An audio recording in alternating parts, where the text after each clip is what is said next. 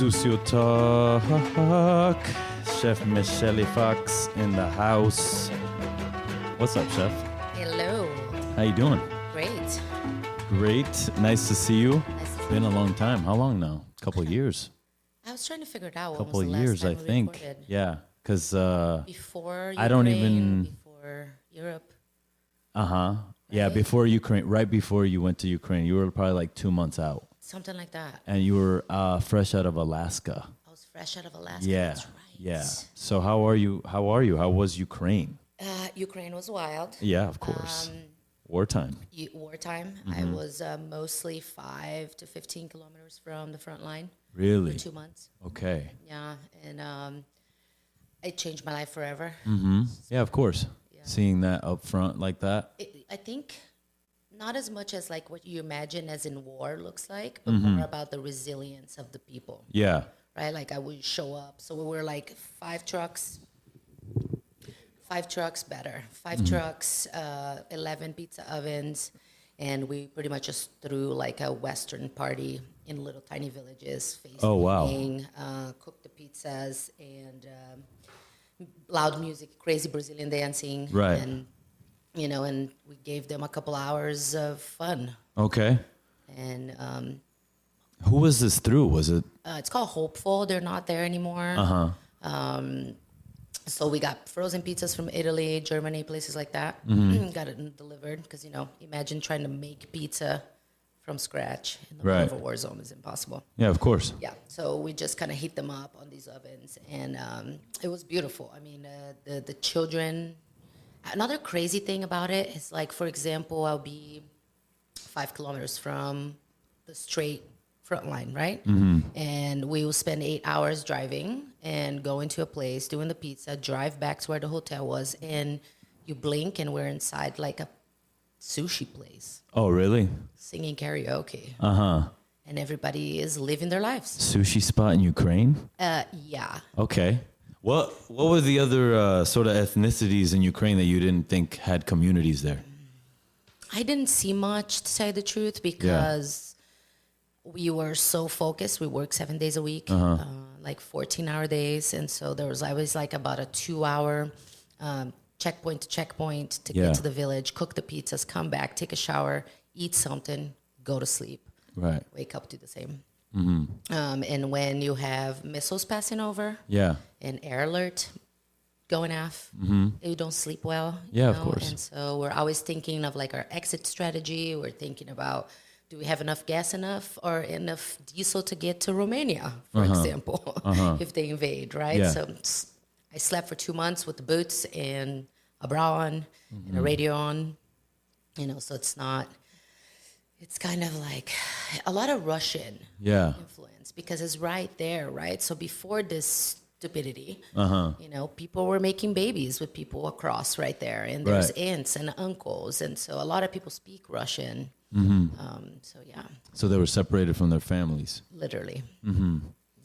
And did you mainly feed villagers? Did you feed any people in the actual armed forces? Well, the official response to that is that we only fed the population. Heard. Yeah. All good. No snitches here on Sucio Talk. Hell no, thank you. Let's go. And how long did you spend there? 2 months, you said? 2 months. 2 yeah. months. I was gonna stay 3 months, and then a missile hit us like about 500 feet, I would say. Luckily, there was a building between us, and my son had the app where he can actually see where the bombs are falling, and he was like, No, Mom. The Come end. back home. So I took a 27-hour train and got kind of smuggled out into Poland, Okay. and off I went. Got it. Yeah. And so what was next for Michellee? Like, what were you thinking? Oh my gosh! From there, I didn't really realize how much my nervous system was shot. Yeah, of because, course. like in a kitchen, right? Once you get home, High you're like, alert. wow, Yeah. I feel like this. This is crazy. But this is actual war. Yeah, like my heart is pumping. Yeah. And so I got to Portugal, saw my cousin. Too much noise. From there, I went to Spain and sat at a friend's bed and breakfast on Camino de Santiago, if you heard. Oh, yeah. Yep. And so he has a little brand new bed and breakfast. I did all his internet stuff and kind of got him together on that side of things. Yeah. And just hung out with myself next to a stream. I mean, any noise will make me jump, and my hair was falling out. And, Oh shit. Okay. You know, so it took a minute to get back to normalcy, shall we say? Yeah, of course. And also, there's like a feeling of like, what am I doing here? Like, why am I not there helping? Like, nothing made me feel excited. Yeah. So my nervous system was shot. So you were just like your adrenaline was pumping all the time. Exactly. You're drained. Yeah. And so how long did it take you to get out of that? Say about 2 months. 2 months I was getting better. Okay. Yeah, and then I did a lot of festivals. I cooked for festivals, things like that in Spain. Okay. What kind of like music? Music festival, yeah, like reggae festivals. Okay. And a friend of mine has Rock and Roll Pizza, and they're in LA, but they're also there, Camino. And so I just ran his booth and They're in LA and out. Camino. yeah, The right, fuck? yeah, wild. That's crazy. Two it's- places to have something. Yeah, if it's a great story to check it out. Yeah, Rock and Roll yeah. Pizza, they're great. Okay. Yeah. Very cool. And then what are you doing now? Just so we can get some context of in between. Yeah, so then from there, my visa, right? Like, so we people from America or Brazil or wherever, we Yes. can only stay for 3 months, right? So because I left the Schengen area, the EU countries, and I went to Ukraine and all of that, I was able to come back, and then I got a volunteer visa, blah blah blah. Stayed 6 months. So Yeah. when that was over, I hopped to San Francisco, and within 3 days, I had a place to live, a contract, and a car. Yeah. And I was like, all right, I guess I'm staying for a minute. Yeah, for sure. And then, as we all know what's happening right now, it's getting worse. I had an experience, a personal experience, where someone I thought it was a friend, family really, used to play punk rock with me back in the day. We Yeah. had a studio together. Just kind of lost it in public. Okay. The whole like, go back to Brazil, see if you don't like it. Blah, blah, blah. Oh, wow. Yeah, and it kind of just blew my mind because I thought I'm safe, right? Like I'm surrounded by awesome people like you Yeah. that are awakened into the fact that we're all human beings and should be treated well, Yeah, with sure. courtesy minimum. And I'm white looking enough, so if I don't open my mouth, you don't know where I'm from. Yeah. So I thought I was kind of protected, and at the same time, this whole thing got worse and worse and worse. And Yeah. so I've decided that after 23 years in America, I have an American passport, by the way, Okay. which means I can stay here if I like. I am a citizen of this country. I've decided that this country no longer wants this first generation immigrant. You know, it's not a place for me. And people say, but you have your passport. It's like, what about the guy next to me? What about everybody else, which is my culture, my people? Yeah. You know, I don't want to do that anymore. So I'm going to go to Portugal. Okay. Portugal. I'm going to settle there, going to do my production company there, and, you know, get something back from Portugal because, you know, I speak Portuguese. They're a very well done colonizer. I don't even speak Brazilian. Yeah, of There's no such a course. thing. So, you know, they're going to welcome me with Yeah. open arms, I hope, and do culinary events and sustainability, which is kind of my thing. And then there's the YouTube channel, which is the mix of all of that. Yeah. What is the YouTube channel called? Yeah, Michellee the Fox. So Okay. all over the internet, Yeah, everything Michellee is the Michellee. Fox. 2 L's, 2 E's. Got you. Yeah. So last year was 19 countries as a traveling chef, and I thought it dawned on me. I was in Japan, and it dawned on me like, why do I just post stories on Instagram? Because I'm lazy. Right. You know, might as well make a YouTube channel of my awesome life. And I started in Japan, and it kind of blew up quickly. What are you using? Like a GoPro? Like, or no, is this your phone? Yeah, one woman, one camera, one take. And it's my iPhone 16 Pro. I'm a Apple creator, Do they call you it. do you film long ones or just Shorts. Only yeah. shorts. Yeah, I mean, 1, 2 minutes, 3 minutes, 3 10 max. seconds? 3 max. 3 max, yeah. And I mean, our society has a very short attention span. For sure, for sure. You know, so, and I do everything. I learn, what is it called? Final Cut Pro. Okay. And other plugins that go with it. And so I edit everything. I do the voiceover Yeah. in airports and closets along the way. Yeah, for sure. And it's going really well. Wow, that's how many subscribers do you have right now? I think we passed 6,100. Okay. And it's only been on for 30 days. Yeah. Oh, wow. Yeah. So you're almost to 10,000. You're good. Yeah. So I think we're like at 175,000 Yeah. views total. Got it. One of the guys who has the most views is this guy who goes out like camping in the middle of nowhere with the snow. He just retired. Oh, okay, so I'll take his place. That's what I'm saying. Perfect. There's a huge hole I'm right applying, now for that kind of thing. Everyone, There just you gotta go. subscribe. That's There all you you gotta go. do. There you go. What's been the best part about growing your audience online? You know, I think it's sharing the information. Uh-huh. You know, like I'm looking for female chefs. I'm looking for ancient tradition. I'm looking for food as medicine. And that's what I search for, sustainability, what I search for myself as a human. Yeah. And I think now sharing, I'm able to, people watch and they go, oh, wow, I didn't know you could do this. Right.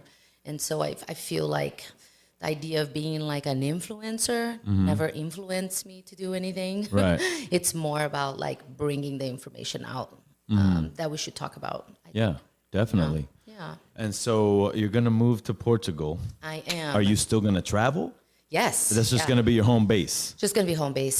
Y porque eres brasilera, because you're Brazilian, you can just move to Portugal, no problem? Well, I have a cousin there. Uh-huh. So we'll do a visa, like a reunification. Family okay, reunification visa. Got it. Yeah, and I'm going to open a business. And so I'll be a full-time resident of Portugal. Yeah. You know, and the whole idea of this channel is to create a television show for course. streaming. Yeah, of course. Of course. And so all my three series that I have is Before Service, and then there's Edible Earth, All Sustainability, and then 86 The Map, which is the life of a traveling chef. Okay. So that kind of films my entire day or week in any country. So I figure everything's content, right? And so the TV show would be all three of them in 30 minutes. I'm actually right now looking, I have the production company from San Francisco. And so we're just looking for the funds to do 3 30-minute episodes, Turkey, Iran, and Finland.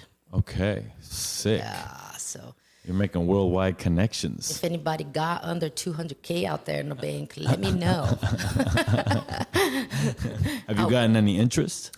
We haven't yet went out. I'm working on a deck right now. Yeah. I closed up all the locations and people, and you know, I have the episodes all lined up, what they're gonna be, and so I'm just waiting for the YouTube channel to grow a little bit more and have a really nice deck.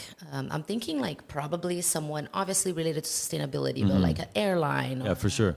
hotel, you know, something like that can just bank that first 30 minute and then become the sponsor and then sell it to Apple TV, Netflix, or For sure. whoever. There you go, Amazon. chef. I see it already. it. I see it already. It's gonna happen. It's I'm for telling sure.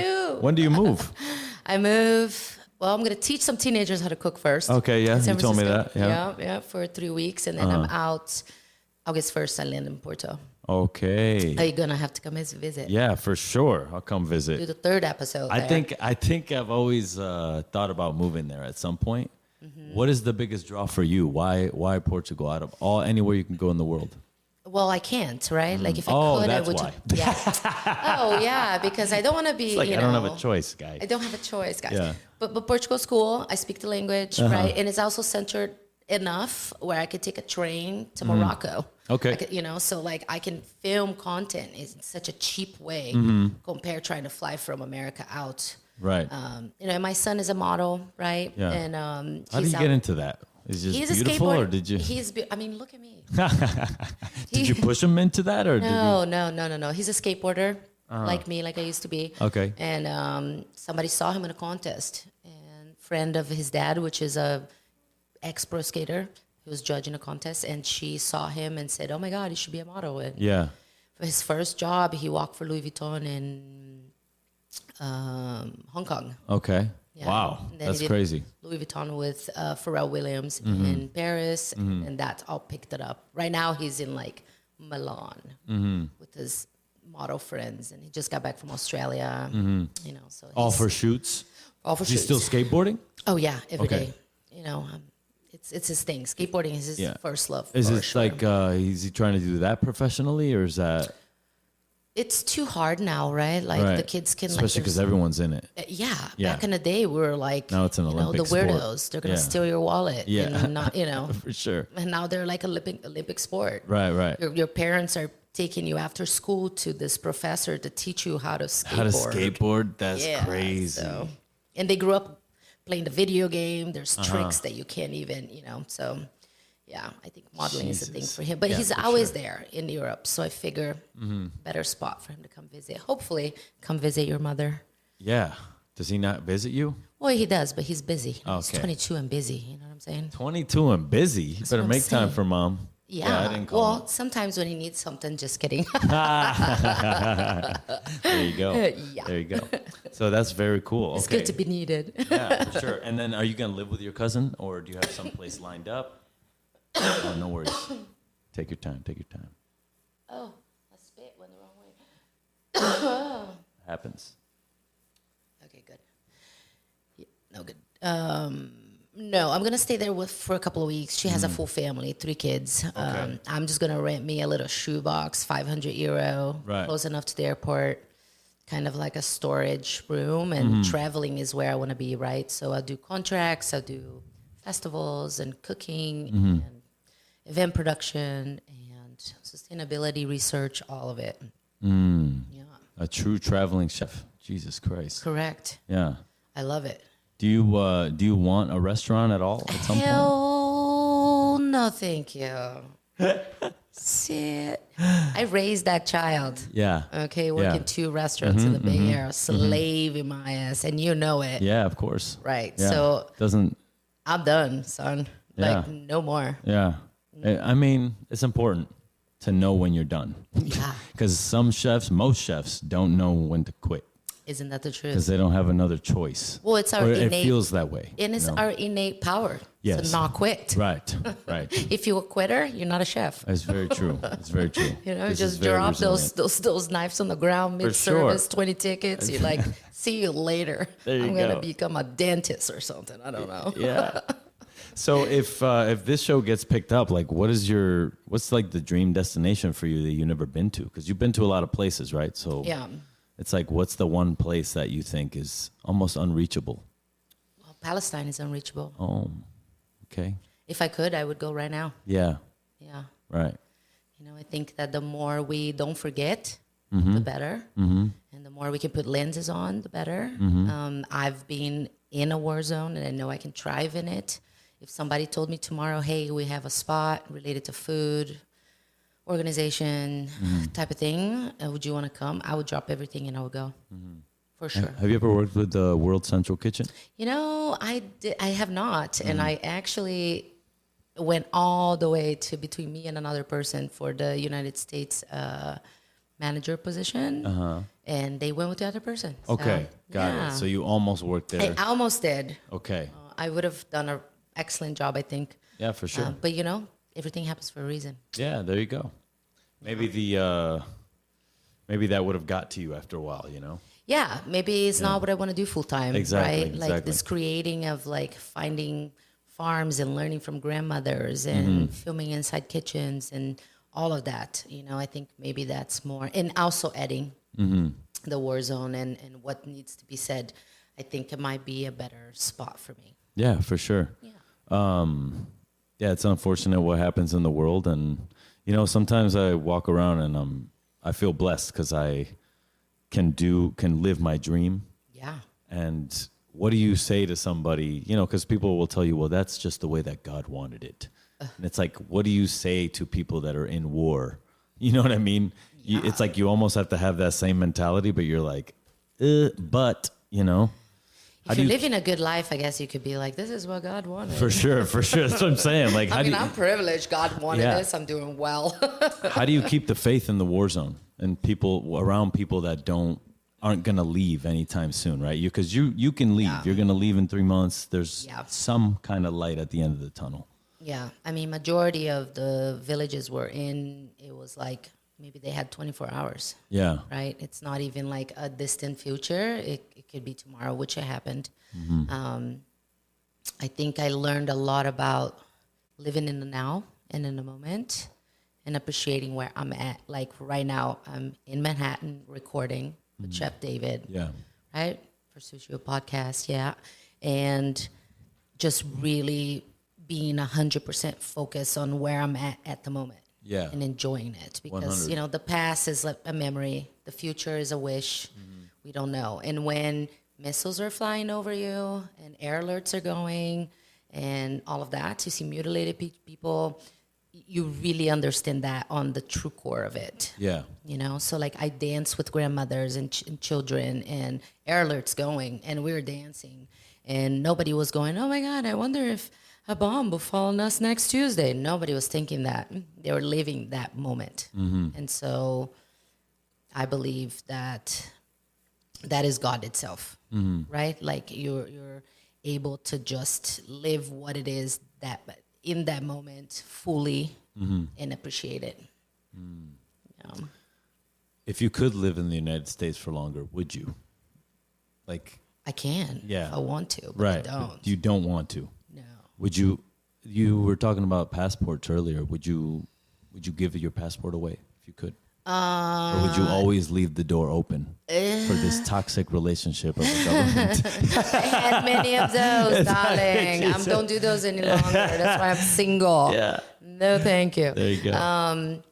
If I was offered a European passport, I can have the Portuguese passport within 5 years, right? Okay. But if I was offered a passport and somebody said, okay, you have to choose between, because I have Brazilian passport, American passport. Here comes a third passport. And somebody said, okay, you can't have three, you can only have two. The European and the Brazilian would stay. Let's just say that. Okay. Gotcha. I would definitely not get rid of the Brazilian. That's for sure, because I'm Brazilian. And that Europe is where I'm going to be the next, however long I'm going to live. It's probably going to be Europe. So. Got it. Do you miss Brazil? Yeah, I was just there for Carnival. Okay. That was wonderful. But it's not for me to live. I left Brazil. I was 22 years old. Yeah. And so I just have I would say I'm not used to that lifestyle any longer.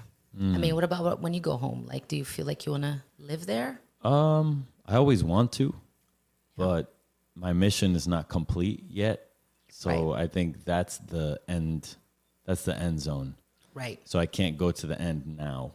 Right. I have to do New York for 5 years, Right. do another country at some point and then come back. Yeah. I mean, who knows? I don't think about 15 years from now ever. But if I was thinking about like after I made it, Brazil would be a great place to have a home, retire, have a home maybe. For sure. Yeah. Why not? Where in Brazil? South. Okay. The south of Brazil, where I'm from. Okay. Yeah, there's a beautiful place called Honey Island. I probably would be in Honey Island. Honey Island. Okay. No cars. Beautiful. Okay. Honey Island. Did you vacation there or you got? So we had a little house that's just on the point. And you take a little boat for like 20 minutes and you're in Honey Island. Been going there since I was 5. Oh, wow. So it's kind of like home. Okay. 3 months out of the year we spent there for our summer vacation, which is Americans' winter, right? Like Christmas is in the sunshine in Brazil. So that's so crazy. Yeah, Santa wear shorts there. Santa wears shorts. Is there actually Santa in Brazil? I mean, I seen the guy, but who knows? That's just probably a homeless. Never know. That's a homeless man. Probably. Exactly. He did have red shorts on though. At least it's for everybody. I didn't get a present. Santa Claus. Not a lot of us didn't, Yeah. But I hate Christmas, to be honest with you. I don't like Christmas either. I like to go on vacation places that doesn't celebrate it or they don't care about it that much. I work mostly. Great time to make money. Yeah, for sure. I'll cook your Christmas for your my treats. house. Yeah, I don't know about the house. They might as well stay home, right? Yeah, listen to other people fight. Exactly. Right? No, there you go. More like a retreat or something like that. Yeah. What are ways that people are booking you to be like this travel chef? Like, do you have a website? Do you? I have a website. Okay. Yeah, MichelleeTheFox.com. Okay. Mostly that, LinkedIn and Instagram. Okay, so you're just on social selling it and getting this little teeny bits right here. Exactly. Just selling it, babe. I am for sale. Yeah, like Shop. for example, this family in San Francisco that hired you, like how did LinkedIn? Not a family. Okay. This is called Summer Culinary. And it's a summer culinary program that runs in New York. Where's the kitchen? The kitchen is, I forgot. It's like dog patch area. Okay. I forgot exactly the area, but it's like dog patch. And it's like, 15, 20 teenagers. And they have a three-week summer class. How long is the class? 3 week. No, I'm saying during the day. I'm going to work like 9 to 6. So I bet you the class is like 10 to 5 or something like that. Okay, got it. So it's like a summer activity, or these kids want to be chefs? Okay. They I think so. Some of them, at least. Right? So I'm excited. I like hanging out with teenagers. They're fun. Yeah. And make some money, honey, before I go. Yeah, for sure. There you go. What have you been doing in Nyack? What the hell's up there? So this trip I'm doing, it's called See You Later America Tour, right? And so it's not, it's 9 states, 40 days, seeing my favorite people in the country. And I'm honored. Thank you. You're Thank here. you so much. I'm here. Exactly. I came to New York. You're one of the 3. Let's go. My friend Jessica and my friend Genevieve are friends I wanted to see. And so on the way, I just recorded a lot of footage. I mean, I was just in Denver and did a before service episode. It just came out with Annette, Chef Caroline Grover. She's Best Chef 2022, James Beard, Mountain. So, I film and filming and living and filming. Would you ever like have a person that's like you that you produce? Like once do you ever want to have more shows than just yourself? Yeah, so I am kind of on that road right now, right? Okay. Like I'm kind of proving a concept, right? Like, does the internet want me to be the person on the camera, right? Maybe they do. If they don't, then I could find somebody else, right? Like it doesn't have to be me. It's not like, oh, look at me, I want to be seen kind of thing. If you look at the videos, I'm always filming alone, so you barely see me. Anyways, it's just my narration. Yeah. So it could be somebody else if I didn't test well with the audience. Where's your audience mainly from, based on your YouTube analytics? Yeah, in analytics, 50-50 men and women, which is great. Okay, that's good. Yep. That's good. I'm 80-20. 80-20 girls. Yeah, 20 girls, yeah, of course. 20 girls? 20% girls, 80% You need to flip men. this camera that Chef. way. Hello. Oh, you hoot. What? They're not. There you are. Look at he handsome, ladies. Hello, and single. It's all good. Just saying. Chef, I'm a high value man out here, but I know. I'm focused on this restaurant, so that's my baby right now. Okay, fine. Yeah. I know what you mean. Yeah. Don't date chef, ladies. No, it's a never, bad idea. never do. I'll ruin Unless your you're life. also one and then you don't see each other ever. Exactly. Which Maybe is for that's the best type of relationship. maybe for a beer right before you hit the hay. There you go. There you go. That's literally every chef's relationship. Yeah. Yeah. I have a few. Yeah. Had a few. Actually, earlier today, I had Monique Fabes on, and she's been married through multiple restaurants with her man. And now they have a business in Oakland. Wow. So, she talks about it a lot, like how to manage that, because there is no Unicorn we're relationship. not a relationship when we're at work. Like Right. you're always in a relationship. You're always in a marriage. Oof. So how do you do it? I'm going to listen to that one. Yeah, for sure. She's given a couple, I guess, TED Talks about it, and now her business is blowing up, and she did it Good. without investors. So, shout out to her. But yeah, Wonderful. Yeah, hell yeah. So if you had to find somebody else to be on the camera, how would you find them? People you already know, or would you do like a casting call? Well, are you like putting your name Am I up in a applying? hat? That's what I want to know. Yeah, I might be ready in 4 years. Okay, maybe I'll do this for 4 years and then we'll figure it out after. What I've realized is we don't have Bourdain anymore. Yes. We need a Bourdain. They need you know what I'm saying? Like Borderella. Well, yeah, Borderella. There you go. There you go. I met him many times in San Francisco. Yeah. And he's kind of my idol there. Really? Oh, yeah. I mean, we hung out many drunken nights. Yeah. He's a fucking genius. Sorry, my language. And I learned a lot from him. And I think my whole thing is that raw, trying to see like before service. Like I film 1 hour before service. So what you're watching is not the pretty Michelin plates. You're watching the crazy. You're watching stress. Well, women running the kitchen, David. Yeah. It's not as stressful as you imagine. Just saying, we're very organized and loving. There's this thing that, and my mom does this too. Like she's at home, she preps sitting down. Yeah, and good I'm like, for her. I feel like we need to normalize prep sitting down at some restaurants. Yeah, I try, like and for it's at least so hard. couple hours. You don't have to. Yeah, but it should be okay you could, if you want can. it. Yeah, that's what I'm saying. Because I mean, pull up a seat, man. I'll do whatever shitty project it is. If I'm sitting, I don't care. But sometimes like I'm just like get antsy. I got to move around. I got to dance. You know what I mean? There's people that can shuck 4 cases of peas and not bat an eye. And then there's the other ones. Yeah, that's like I'm myself. the other one. Who I'm like, get me the fuck out of here. Yeah. But it has to be done, right? So it's like, yes. You're like, I'll finish the 2 cases tomorrow. No, I can't stop. That's the thing. Once it needs to be finished. Well, that's the problem. Is like, when do you stop? Never, right? Because it's like you're always trying for more. Next. I'm sure it happens to you. You wake up in the middle of the night, you have a thought, you jot it down. When do you take vacation? I live in a constant state of vacation. Okay. Because I only take the jobs I want. Mm-hmm. Jobs don't last longer than like 3 weeks or so. Yeah. And so, you can hang out with anyone for 3 weeks. Mm-hmm. See you later, broski. Exactly. Peace.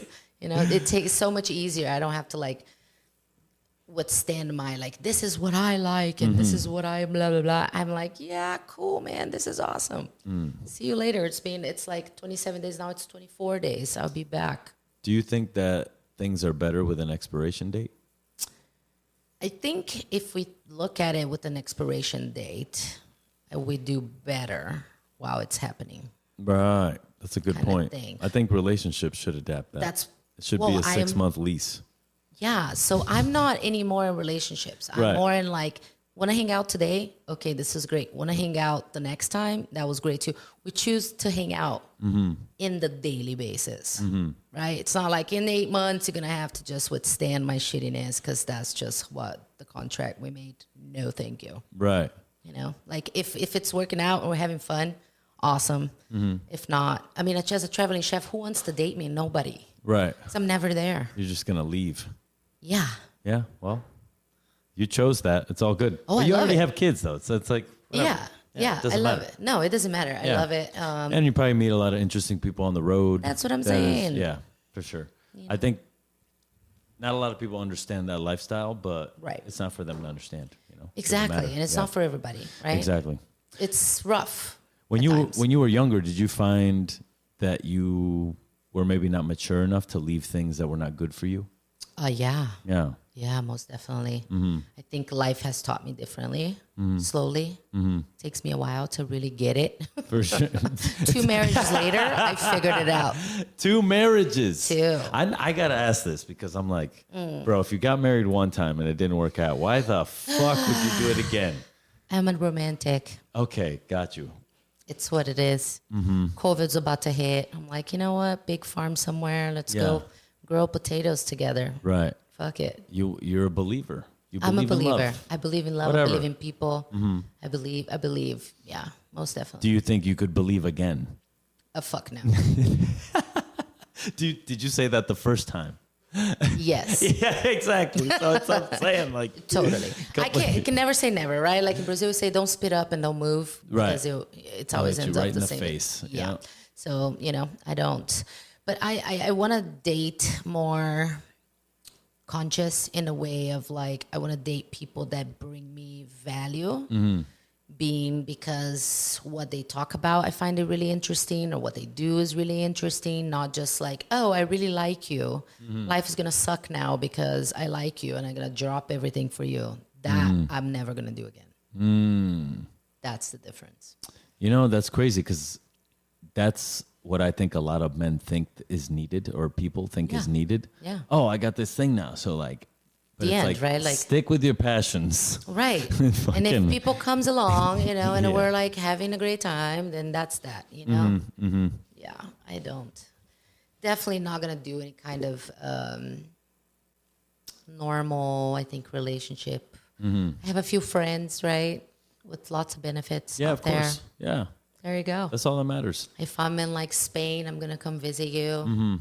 Send a message every month. How's it going? Great. Awesome. Just one in every war zone, you know? Yeah. I mean, in a war zone, I didn't have one. Of course not. Because, I mean, there's a lot of volunteers and a lot of things, but I think I was so focused on it. Is there others around you that are having relationships at that time? Because I figured living like you're going to die the next day. Yeah, it's a bonding thing. Right. There was a lot of bonding going on. Okay. That's what we'll call it. Yes, you know, bonding. Hey, you got to do what you got. We are humans. You know, what are you going to do? That's what I'm saying. You know? It's common. Yeah, for sure. Yeah. I've always imagined what's going to happen when they say to us, like, hey, there's a bomb. It's coming. You have 10 hours to live. Right. You what know? would you do? I don't know. I don't know. I would try to stay safe. That's first. Because there's a lot of crazy people out here that would be New York. That would be their last straw. Like they would go do something wild. Right. And I'm not trying to get killed for some dumb shit. True. So, you know, I think I'd stay my ass inside. That's, you know what I'm saying?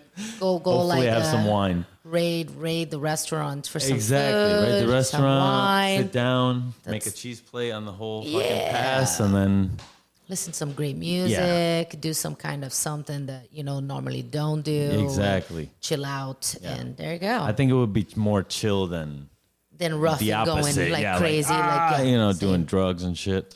Yeah. Like, I don't know. And that's what I think what I learned in a war zone is that being calm, you know, and collected is really important. Did you have any moments where you reached a breaking point in the war zone? Like that you had to just like stop and cry or like? Yeah, I had one time, I went to a specific, I can't really give the details, but I went to a specific hospital of mutilated specific types of people, right? If you know what I mean. Yeah. And most people didn't have arms and legs. It was in the middle of nowhere, and it smelled like rotten flesh. And we're coming up and bringing them pizza and Coca-Cola, because Coca-Cola is also sponsored. And going from room to room to room to room. And I created this persona. I like to create personas sometimes. And I created this persona, which is Michellee Monroe. Okay. So instead of Marilyn Monroe, it's Michellee Monroe. Okay. And so when I encountered those certain types of people, I kind of like, you know, got my girls up and my lipstick was on and I talked all like, oh my God, so great. Because I wanted to treat them like the men they were instead of treating them like broken puppies. Right, exactly. Like, oh, poor guy, right? Like, I didn't want to feel that way. I didn't want them to see me do that way. So it was very, like, the life of the party. So I got a lot of hugs and a lot of presents and all kinds of things. And so that day, it so happened that every single person on every room wanted to give me a hug, and they wanted to get up, even if they had no legs, to give me a hug. And wow. So by the fourth time going up and down with the pizzas, when I came down, it just kind of, the river opened. It came right out. And I took a good half an hour, and I was back to normal. Back to normal. Holy fuck. That's overwhelming right there. I mean, there were so many overwhelming moments. Like there was one time we were driving the 5 trucks into this village, and I see this woman running towards us, and she's screaming, ah, and I'm like, oh my God. So I stopped and I went to her, and she just grabbed me and hugged me so strong and cried and cried and cried and cried and cried. And she was saying something. I'm trying to Google Translate, but she was crying and couldn't really translate. And minutes later, was able to understand that there was starving certain types of people in the bushes somewhere, and her child was one of them. And can we please, we won't eat any pizzas in this village. We are starving too, but we don't want any. Can we give it all to these other people? Yeah. She was trying to make it so her child didn't die from starvation, you know. And so that cry of that mother it healed me in ways because I'm an orphan, right? And Mm-hmm. it healed me in ways, and at the same time, I'm thinking of my son, you know, and it was very hard. I mean, the experiences there, life changing. Yeah, for sure. I don't think we got into that last time. Orphan. Yeah, I don't think it was. No, I don't think we didn't talk about that. I don't think I had gone to Ukraine yet, had I? No, Yeah. no. So, were you adopted? No. So my mom died when I was 4. Okay. And then my dad kind of disappeared. And so I kind of juggled between my aunt, my grandma, and kind of, you know. Okay, grew up that way. Yeah. Got it. Yeah, lucky enough to not have to go to the system, right? Yeah, I exactly. had my grandmother and Exactly. my aunt, but you know they lost my mother, and then at 11, my grandfather got ran over by a car. So it was a That happened when I was 4 to my grandma. oh Got wow hit by a truck. truck. Yeah, yeah. Died instantly. Yeah, same Yeah. with my grandpa. Actually, she didn't die instantly. She died in the hospital, but I think that's what sort of haunted my mom for a long time, was that she had to deal with that, Right. with her North Star, you know? So I think that affected her for a long time. I bet. Especially being a young mom, you Right. know, she had me at 20. Wow. So yeah, super Yeah. young. Very young. Yeah. Yeah, I had Julian at 23, and it's still Yeah, really yeah, young. for sure. Yeah, Yeah. it's really young. Yeah, so I got raised by grief, and I always knew I was the kid without a mother and a father. You know, like there's just a thing. Especially, The kid on the block I without feel a like mom. Latinos and South Americans are like very like put your trauma on you all the time. Yeah. Remember, remember that shit. Don't You're be like, the same. "Bro, You're come gonna on." end up like it's like, Yeah, oh my God. Yeah. Yeah. This is It's the Catholic fear, right? exactly that's what it is. Mm-hmm. Catholic fear. We're all sinners, baby. That's why it's sucio, you know, or Yeah. 50-50. 50-50. Everybody. Some are a little bit more than others, you know, in the good and the bad. But, you know, I feel like if you keep the balance, you'll be okay. Right. Even with anything, with drugs, Right. you know, drinking, whatever it is. Anything. Because too much faith will block you too, or too much. I find a lot of people do a lot of psychedelics now, and that opens your mind. It does. Right. But sometimes too much to where you stop living in reality. Yeah, I think I agree with that. I think the psychedelics kind of bring you to that other world. Yeah. And we're here for a reason. So if you're spending a lot of time up there, Yeah. you're like, why do I need a job? Why do I need to take a shower? There you Why don't- go. you know, I can just Yeah. live up there. But if you wanted to live up there, you shouldn't come in the first place. Exactly. Because you could have just stayed up there then, you know? So I think balance, you know, common sense, which is not so common anymore in the life we're living. I think doing things 50-50, that's a very Ukrainian thing to say. Yeah. Because if they knew we're gringos, would be like, oh, you know, something. It tried to translate in Ukrainian, and you look at us and go 50-50. Everything was 50-50 in Ukraine. Everything. Anything you ask, they'll go 50-50. Right. Because in their lives, everything is 50-50. I mean, we could be alive now, and in 10 minutes, we could be dead. Right. So everything's like, hey, wanna next Tuesday go to the karaoke bar? 50-50, you know, 50% so risk then that we will. Over here is maybes, Yeah. but people take offense to maybes. Oh, I'm a maybe kind of girl. Yeah, that's what I'm saying. I like last minute plans. I like last minute plans, and I also like making plans and then canceling them last minute. I just being like, fuck it, we're not going. You get like all excited. We're staying in. Yeah, you you get all know? excited at first, and then when it's getting close to it, you're like, actually, I don't necessarily want to do that. Whoops.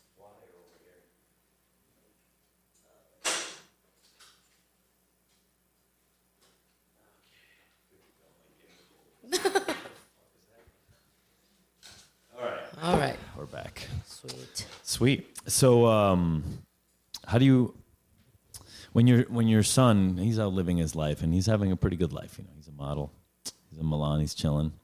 How are you his mom without seeing him? Because I have a mom and I haven't seen her I'm gonna see her in July, but Nice. right now I haven't seen her in like 4 years. Wow. And it's always been like that because I've been in California and it's, you know, Same. yeah. Yeah, I think we have a really close relationship.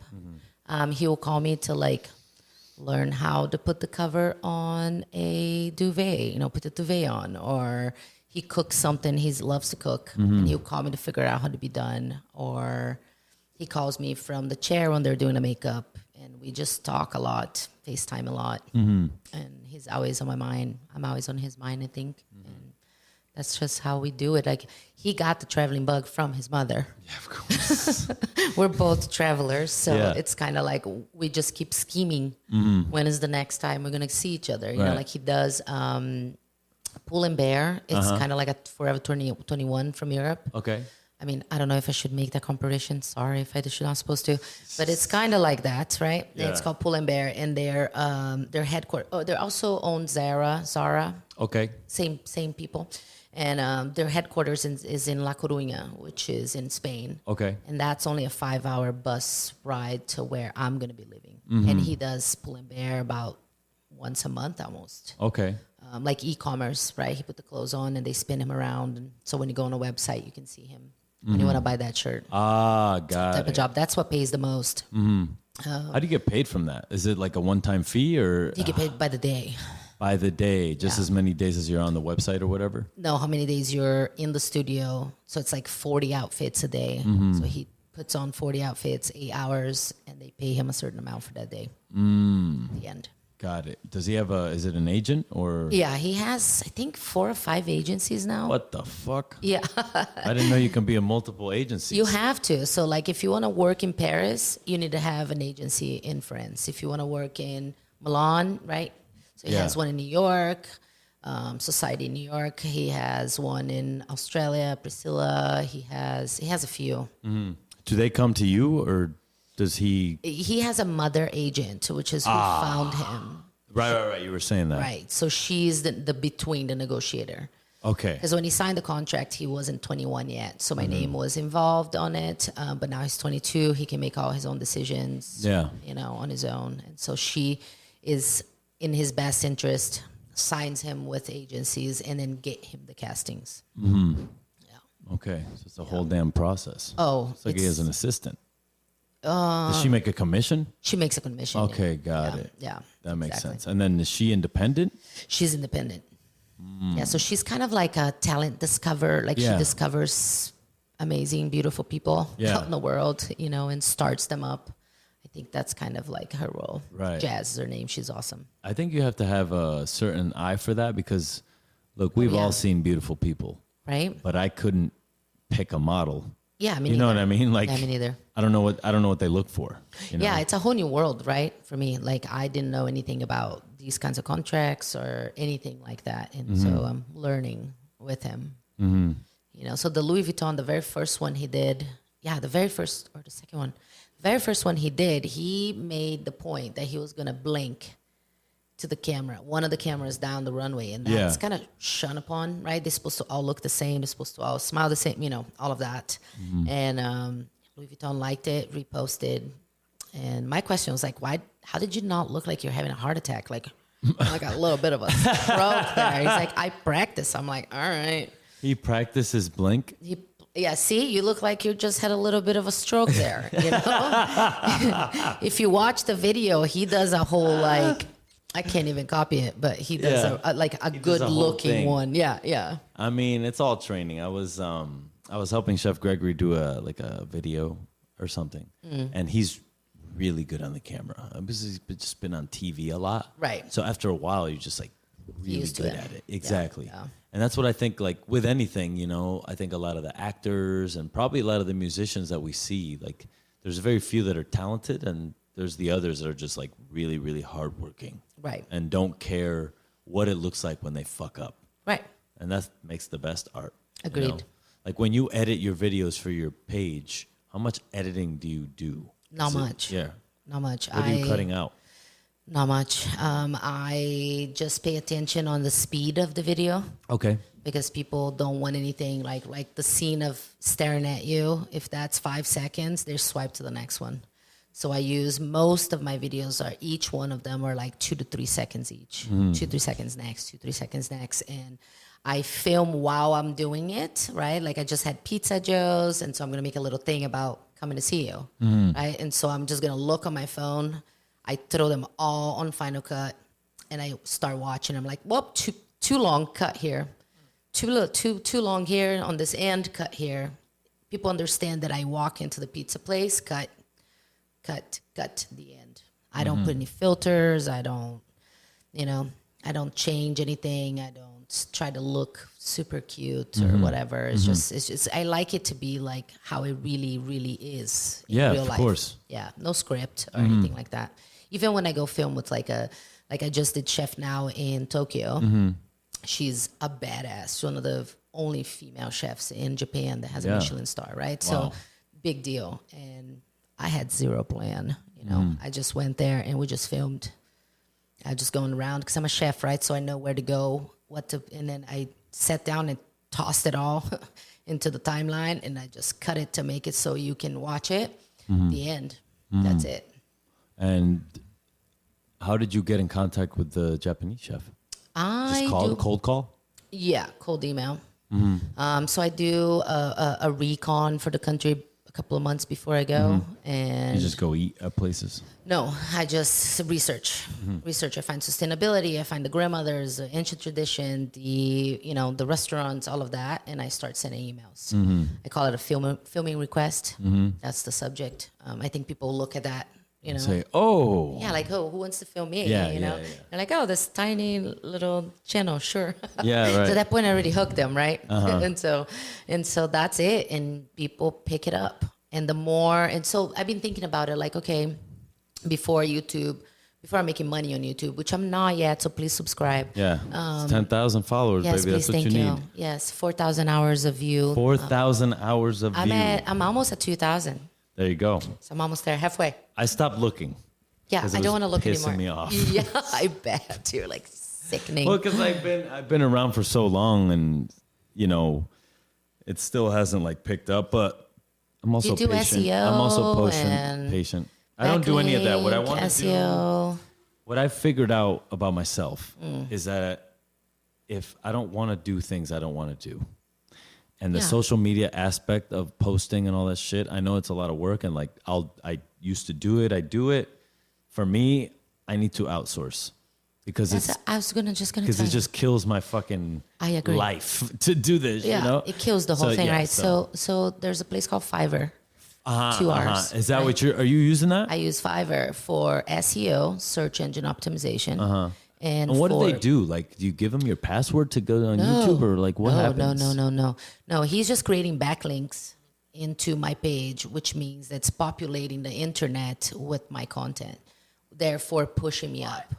Yeah, easy, simple, cheap. Yeah, really. Yeah, I'll send you my guys. Optimization. SEO optimization. Another one is white hat backlinking, right? So like there's ways that you can like buy fake follower, all that. That's not the way you want to go, right? Because you buy them and then they disappear, right? Like it's fake. Yeah. But when you do white hat stuff, which means that is above law in the correct way, you can pay people to put your commercial in their 5 million view channel. And so you become a little commercial and people click on it and go to yours. You need to be putting your content all over the internet. So when people click around, you may appear. Right?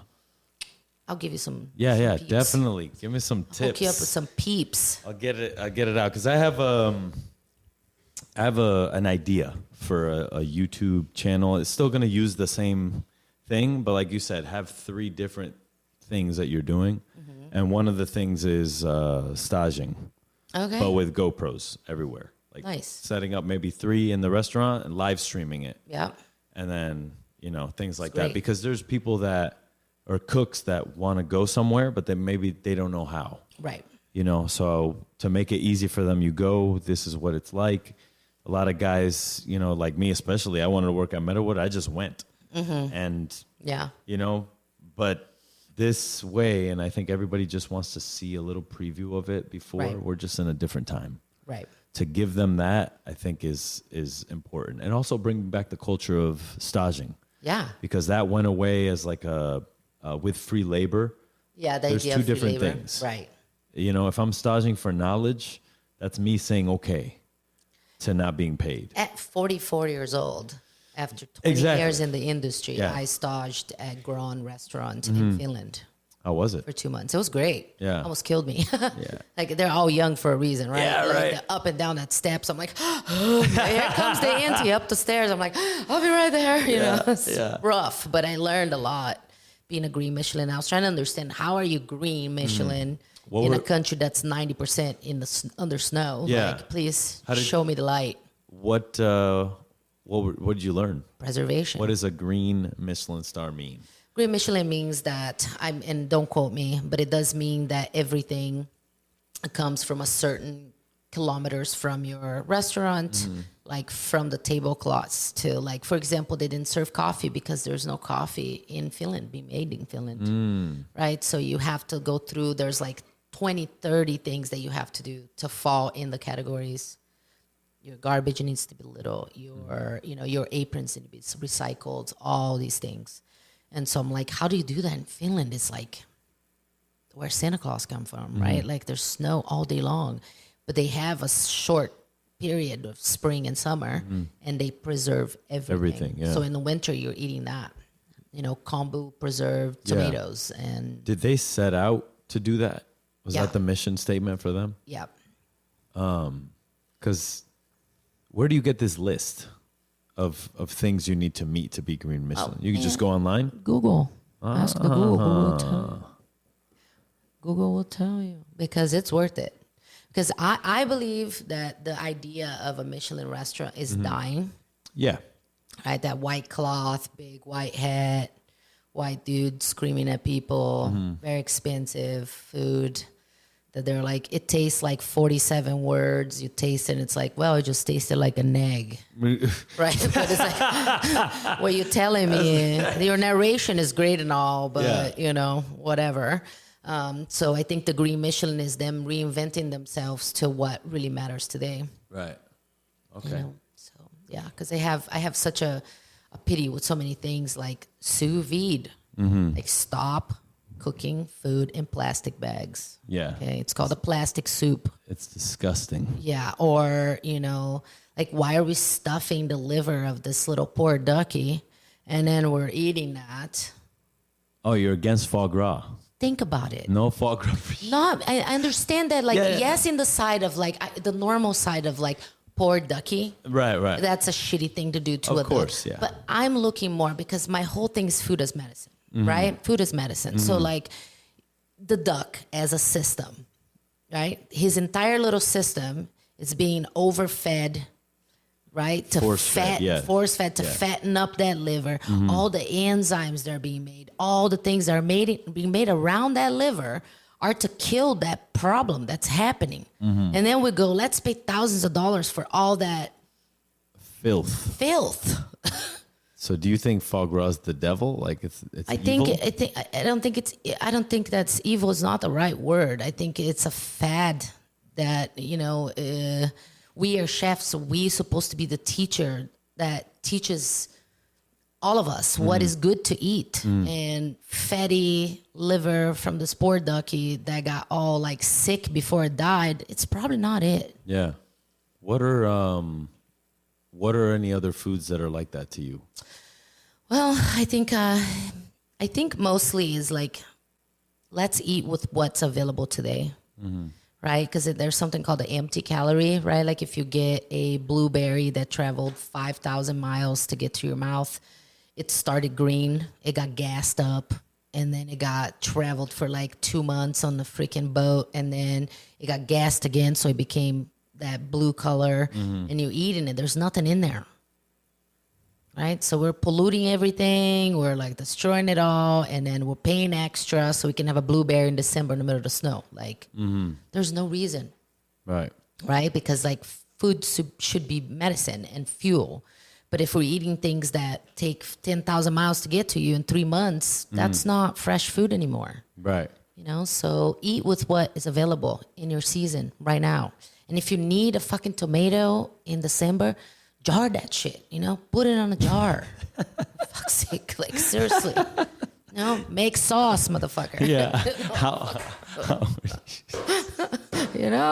No one has the fucking time anymore, man. then don't eat it. I know, right? I know. That's what do you think about this lab-grown protein?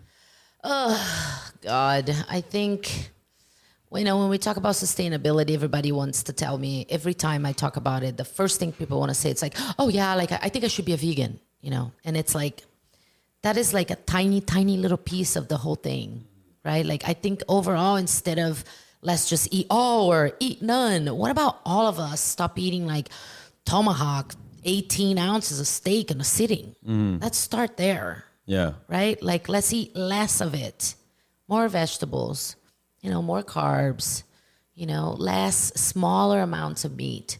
I like to call it the mystery meat, like that deli meat that you don't know where it came from, that has to be in your sandwich for some reason. Right. It's just like Subway. Everything's turkey. Yeah. Even though they're selling Is it though? Who knows? Who knows? Who knows? It's a goo that got formed. It's probably fucking sturgeon bones. Probably. For all we know. I mean, rat's ass, for all I care. Yeah. I seen some rats the other day, and I bet you did in New York. They had asses like baboons. And I was like, is this some kind of new fucking... I don't know why I'm noticing these fucking rats, but I'm like... In New York. I'm like, you look a little different than used to. You know what I mean? They must be eating some weird, maybe eating better because of all the fucking sweet greens that opened. You know what I mean? You think about like where we're at with food, like fried chicken restaurants, fried chicken sandwich restaurants. Right. There's a lot of chefs that opened fried chicken restaurants, and it's like, how many fucking thighs are we gonna use versus breast? Right. And it's like, you know what it is to work at a restaurant. You open that box of the large breasts that are just huge. Yeah. And, you're grilling it for salad or whatever. And like you were talking about, empty calories. Yeah. Or like you open a box and there's like 450 legs in there. It's like, okay, where did all the rest? It's on that deli meat at Subway. Exactly. Yeah, exactly. That's all ground up bones. Right. Ugh.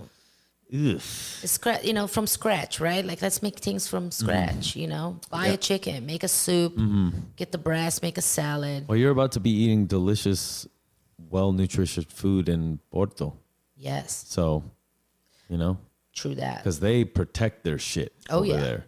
Their land, and it's very their simple. wine. And it's very simple. For sure. Right? Like, you go, most restaurants sell pretty much the same thing. The basic food, because that's what grows there. That's what people know how to eat. Like in Spain, they live off of like bread, olive oil, and that little tomato paste, like, and jamon, and the end. Tinned fish. Yeah. Delicious. That's it. Yeah. They're not trying to eat 40 different varieties of chips a month. Right.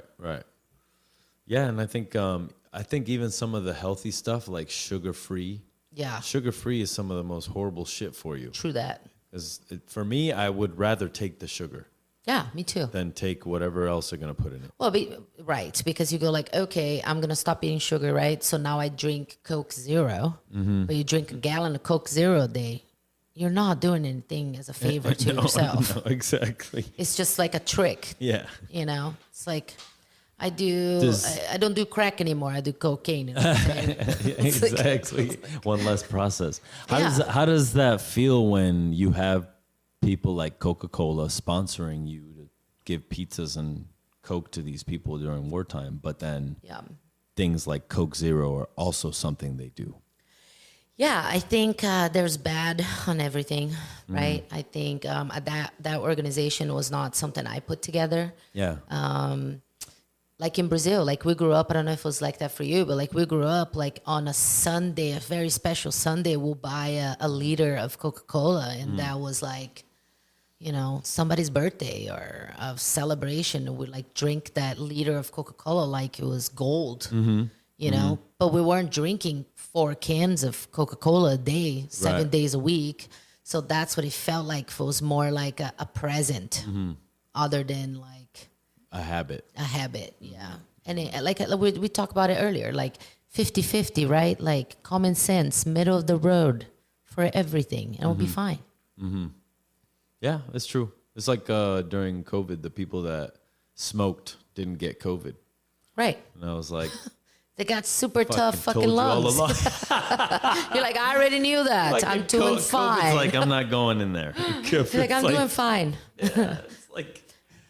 People that were really healthy got really sick. Right, because and it also comes from like not touching things, right? Like and not hand sanitizing sanitizer. and all of that. We have all the it's already being invented, right? Like it's already had worked for a very long time. We're coming along and being like, oh, let me start this organic certification for farms, right? Like for a 1 billion acre farm, I understand. But for a tiny farm that always use the poop of the chicken to put it in with the stuff, they're already organic. They don't need no seal of approval from 100%. Anybody. Right? That's a marketing scheme. And to me, like within produce companies, I buy conventional. Same. Because to be honest with you, the conventional farms are more organic than the organic farms. Yeah, I go to the Mexican store. San Francisco, I'm in San Francisco, whatever. I go to the like corner store that has a little fruit there that they got it from their cousin that, whatever. Like, what I saw today? I saw a line of Asian grandmothers outside of this one Asian supermarket was in Chinatown. Going on right and I'm there. like, Why did you stand there? Like that's something is going on. That's what I'm saying. You got to follow the crowd. Yeah. If I go to an Asian restaurant, there's all of the people that are there are Asian. I'm like, okay, I'm in the right place. Yes, most definitely. And so you always got to look at the influence. Yeah, I don't really follow lists anymore because of that. Like, me neither. Just word of mouth to me. Word of mouth. Yeah. I think what you think about something to me is more important than what the internet decided they want to sell me because somebody bought an ad. Exactly. And that's like marketing versus reality. Yes. Like sometimes I really question myself. Like, do you really like this? Or is it because they told you like you've seen it 80 times and now you think you like it? Yeah. Or why don't I like this? Is it because some chef told me 10 years ago that I have to hate this? Right. And I think sometimes I try to keep it positive and I don't talk shit. And when people show me a new dish, I'm not necessarily thinking about it from a critique standpoint, which has been my downfall in the past, because you do need to critique. Right. As a chef sometimes. That's why the students are coming to you, right? Right. If everything's like, oh, yeah, you did a great job, like, then where's the learning? Well, you're also not paying attention. Exactly. Because something is not right, for 100%, sure. 100%. Yeah. Fuck yeah. Yeah. So you're leaving soon to Portugal. Yes. What do your next 6 months look like? Yeah, so I leave from here. I'm going to go to Vermont. Stay on a farm and hang out with my friend Jessica. Vermont? Yeah, she lives there. She came to pick me up. And I'm going to do a lot of videos on cheese and maple and farms and just kind of heal and chill. And then back to San Francisco, teach the kids for 3 weeks, and off to Porto I go. Mm-hmm. Are you leaving from San Francisco? From San Francisco, yeah. August 1st, I'll be in Porto. How are you? What are you taking with you? Because you can't take that much, right? Very little. 2 divorces later, so much travel.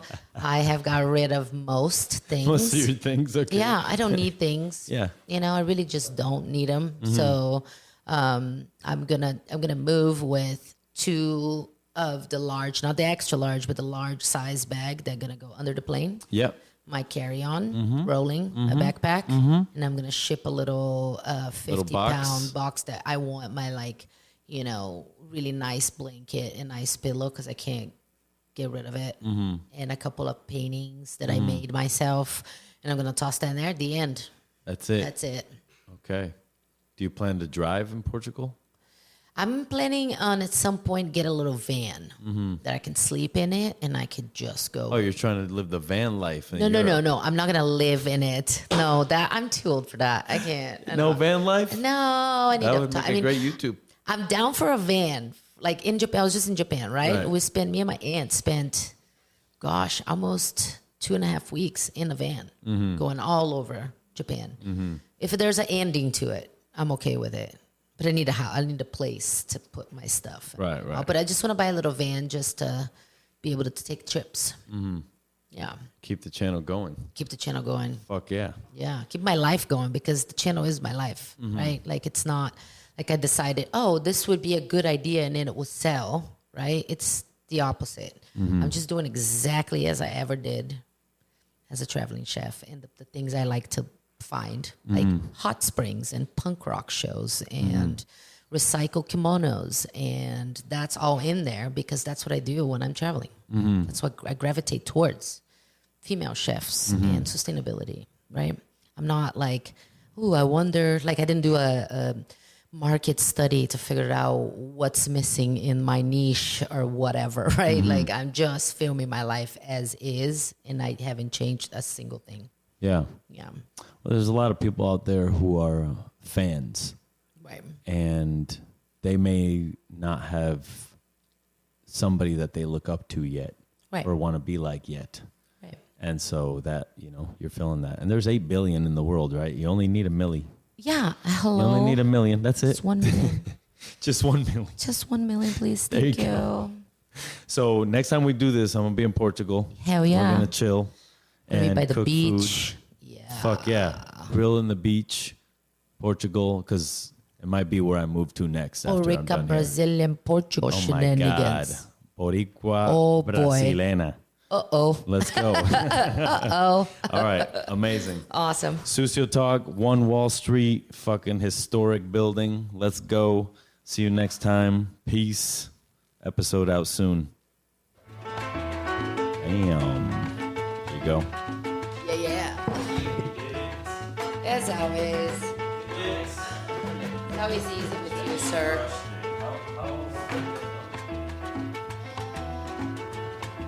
Yeah, not long. So